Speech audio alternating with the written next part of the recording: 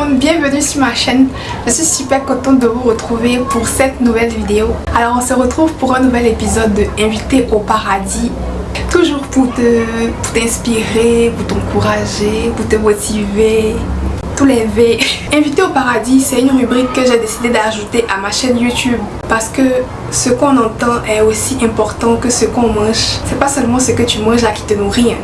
Ce que tu entends là, ça forge une bonne partie de ta réalité aussi. La preuve, aujourd'hui tu crois que tu t'appelles Judith ou bien Lucie. C'est parce que depuis que tu es petit là, on t'appelle Lucie en fait. Donc, depuis que tu es petit, on t'appelle Lucie en fait, depuis que tu es petite. Parce que Lucie, je suppose que c'est un nom féminin. Donc depuis que tu es petite, on t'appelle Lucie. Donc c'est pour ça que tu crois que tu t'appelles Lucie. À force d'entendre les gens t'appeler Lucie, tu crois que tu t'appelles Lucie. Donc ce qu'on entend forge notre réalité. Donc j'ai décidé de mettre cette petite rubrique talking sur ma chaîne pour te faire entendre des paroles qui valent le coup d'être entendues.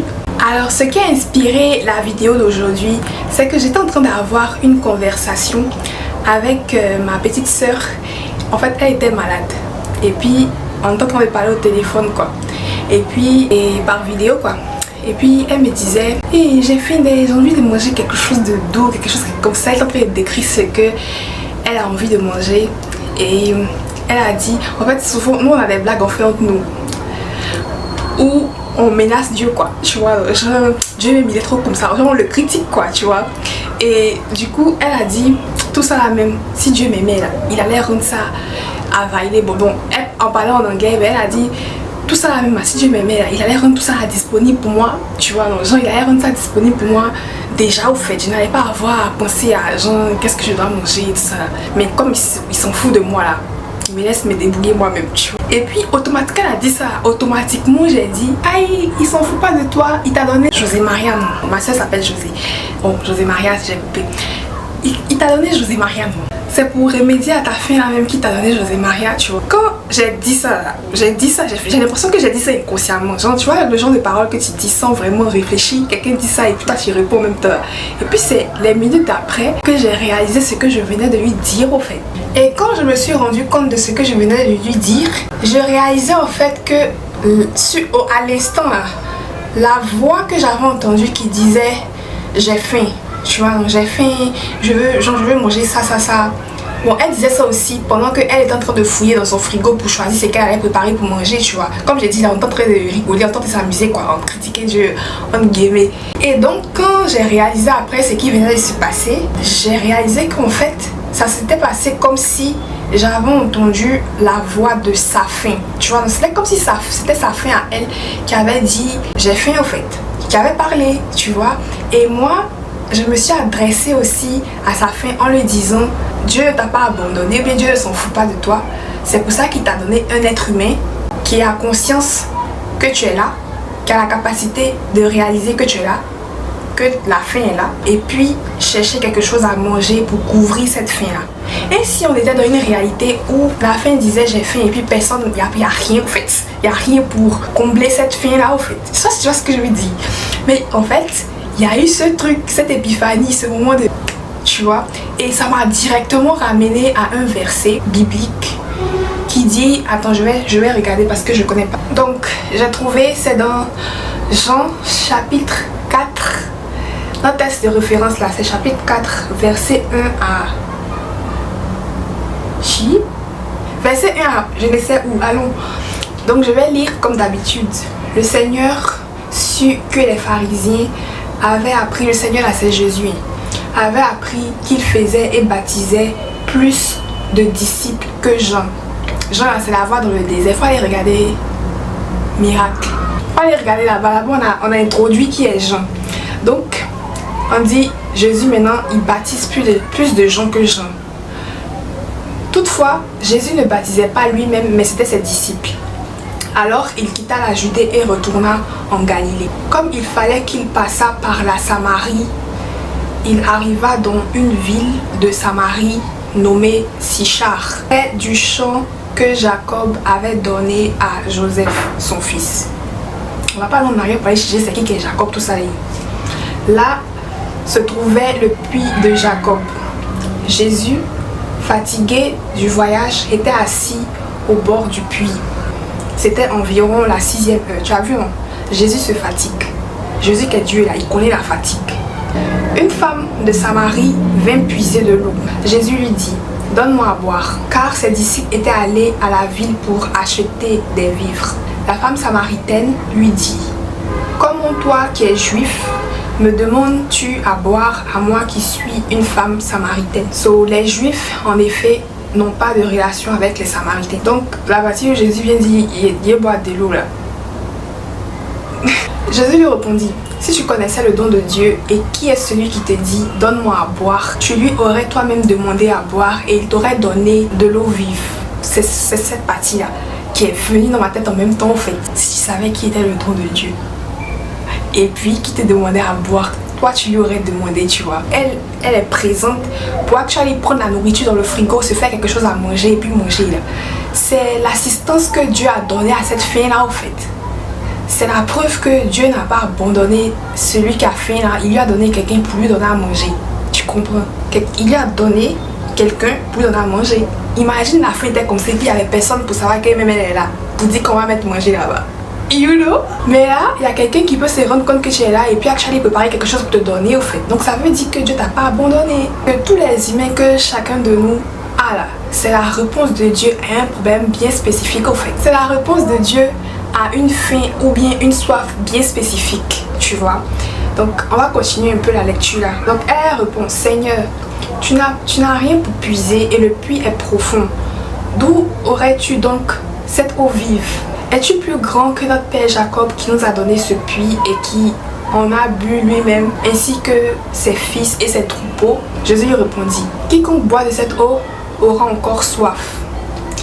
Mais celui qui boira de l'eau que je lui donnerai n'aura jamais soif.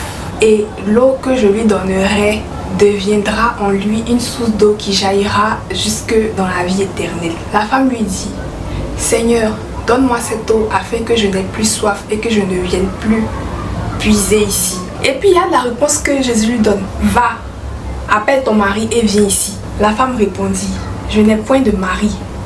Jésus lui dit, tu as eu raison de dire que tu n'as point de mari, car tu as eu 5 maris et celui que tu as maintenant n'est pas ton mari. En cela, tu as dit vrai. Seigneur, lui dit la femme, je vois que tu es prophète. Tu vois, donc c'est un peu le reste de leur conversation qui m'a fait me rendre compte que ici, on n'est pas en train de parler de l'eau, des sauts, des signes. Donc dans cette vie-là, souvent, on a des besoins, faim, soif, fatigué, mon chien, n'est-ce pas? Toutes nos faiblesses, au fait, on va appeler ça des faiblesses. Tu vois, toutes nos faiblesses humaines, là, souvent quand on est dedans, on a tendance à vouloir se dire ce que ma soeur a dit au fait, que Dieu me laisse me débrouiller moi-même, tu vois. Genre Dieu me laisse au fait avec mes problèmes. Genre j'ai mes problèmes et puis Dieu me laisse dedans, tu vois. Et ce petit scénario là m'a fait me rendre compte que quand on dit ça là, c'est que on fixe sur le problème et on attend à ce que la réponse vienne du ciel. Genre Dieu fait un truc magique, boum, et puis genre, je sais pas, l'eau apparaît ou bien la nourriture apparaît, tu vois, et puis on prend et puis on mange. Mais le miracle en fait, ça va un peu plus profondément que ça au fait. Ça va à la partie où on te donne littéralement un humain pour voir ta faim. Comment j'ai faim là, vous voyez pas hein? La seule personne qui voit que j'ai faim c'est moi. La seule personne qui voit mes problèmes c'est moi. Le cadeau à tous ces problèmes où je vais dire Dieu m'a abandonné là, c'est moi au fait. Et ça m'a fait, c'est pour ça que je dis que j'ai eu une épiphanie, j'ai eu ce truc en une seconde. Toutes les parties de ma vie où je me disais que Dieu m'a abandonné, ça s'est renversé comme si je suis la réponse au fait, tu vois. Comme si moi Mélissa, je suis la grâce au fait à tous ces problèmes là, tu vois. Je suis là pour voir que j'ai faim et lui donner à manger. Je suis là pour voir que j'ai soif et lui donner à boire. Je suis là pour voir qu'elle a peur et la rassurer. Mais la raison pour laquelle on est si conscient de toutes nos faiblesses, c'est parce que nous sommes l'eau là au fait. Nous sommes le don là au fait. Nous sommes le don. Est-ce que tu te rends compte de cette réalisation là au fait? Est-ce que tu te rends compte? Une fois que tu te rends bien compte de ce que je suis en train de dire là, tu réalises que toutes tes faiblesses, ça, ce ne sont pas tes faiblesses, c'est le scope au fait. C'est le scope de ce pourquoi tu es là. Comment on dit scope en français? J'ai essayé de regarder sur Google, on dit la portée, mais je ne suis pas convaincue. qu'elle portait ça. Le scope. Et cette réalisation là, c'est super empowering quoi. Je trouve que ça te donne beaucoup de pouvoir, ça te donne beaucoup de... te fait plus te sentir fortifié. Et puis voilà, comme si Dieu te déléguait en quelque sorte son pouvoir. Carrément une délégation de pouvoir pour agir au fait. Tu vois, à ce qu'on sache dans tous les récits qui sont dans la Bible, Dieu n'est pas descendu du ciel avec un éclair pour venir soigner quelqu'un. Tu vois, c'est un humain qui a touché un humain, c'est Jésus qui a touché quelqu'un au nom de Dieu. C'est Jésus qui a parlé à quelqu'un qui a dit sors à un démon. C'est Jésus, tu vois, non, genre, on a un pouvoir au fait. On n'a pas été laissé comme ça sans rien, on n'a pas été laissé abandonné. On a un pouvoir et on se rend compte que c'est toute l'action de Dieu qui est là au fait. L'action qu'on attend au dehors là. Je suis là comme ça et puis un coup comme ça devant nous ici, il y a un repas qui apparaît. Ça, c'est ce que nous on pense au fait, tu vois, c'est comme ça nous on voit ça. Mais le miracle déjà, c'est la partie où c'est l'action de Dieu qui est là au fait. Toi, tu es aware, toi, tu arrives à entendre que j'ai faim, tu vois. Tu arrives à entendre que j'ai faim, tu arrives à entendre que j'ai soif, tu arrives à entendre que j'ai si comme besoin, tu arrives. Du coup, le miracle est déjà là au fait. Le miracle est déjà là. Toi, tu es déjà l'action. À ce stade de la vidéo, tu trouves que je suis folle ou bien tu comprends ce que j'ai dit? Si quelqu'un n'avait pas écrit ça ici avant moi, on aurait dit que je suis folle. Verset 20. Nos pères ont adoré sur cette montagne et vous dites, vous, que le lieu où il faut adorer est à Jérusalem. Femme, lui dit Jésus, crois-moi, l'heure vient où ce ne sera ni sur cette montagne ni à Jérusalem que vous adorerez le Père. Vous adorez ce que vous ne connaissez pas. Nous adorons ce que nous connaissons. En fait, notre conception de Dieu là, c'est un truc extérieur en fait. Une force, c'est un pouvoir extérieur qui vient. On adore quelque chose qu'on ne connaît pas. Tu vois, là, la source d'eau là, elle est au dehors de toi en fait. Mais avec cette petite rencontre et puis avec cette conversation, tu te rends compte que là-bas, la source d'eau, elle n'est pas au dehors de toi, elle est à l'intérieur de toi. Bon, l'équipe de maquillage. Il y a quoi, quand tu as un tournage, c'est comme ça, non? Arrivé au moment où on pose. Et puis on réapplique les trucs. Mais l'heure vient et elle est déjà venue où les vrais adorateurs adoreront le Père en esprit et en vérité, car ce sont là les adorateurs que le Père demande. Dieu est esprit et il faut que ceux qui l'adorent en esprit et en vérité. La femme lui dit, je sais que le Messie doit venir, celui qu'on appelle Christ. Quand il sera venu, il nous annoncera toutes choses. Jésus lui dit, je le suis, moi qui te parle. Béon. Là-dessus arrivèrent ses disciples qui furent étonnés de ce qu'il parlait avec une femme. Toutefois, aucun ne dit que demandes-tu ou de quoi parles-tu avec elle. Alors la femme ayant laissé sa cruche s'en alla dans la ville et dit aux gens, venez voir un homme qui m'a dit tout ce que j'ai fait. Ne serait-ce pas le Christ? Serait-il possible que le Christ soit un être humain et qu'il s'appelle Mélissa? Moi je suis là, je peux dire tout ce que celle qu'elle a fait, je peux tout dire. Ils sortirent de la ville et ils vinrent vers lui parce qu'il a dit tout ce que quelqu'un a fait, il est le Christ. Pendant ce temps, les disciples le pressaient de manger disant, Rabbi, mange.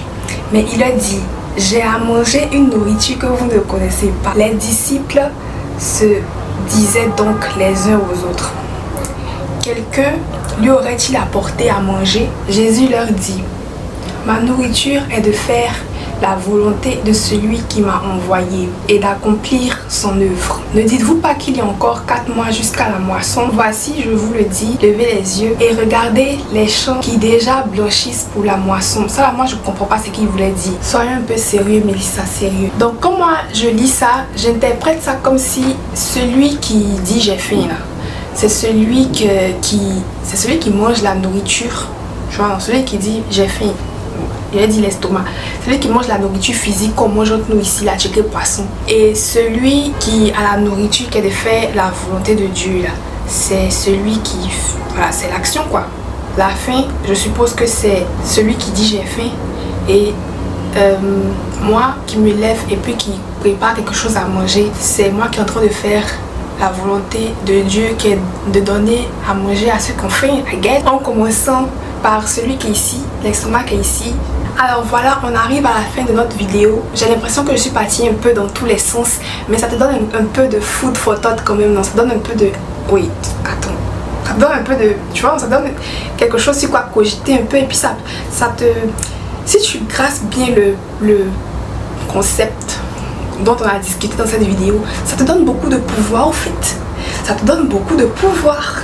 Donc j'espère que c'était intéressant pour toi, que tu as quand même pu avoir un peu de positivité dedans.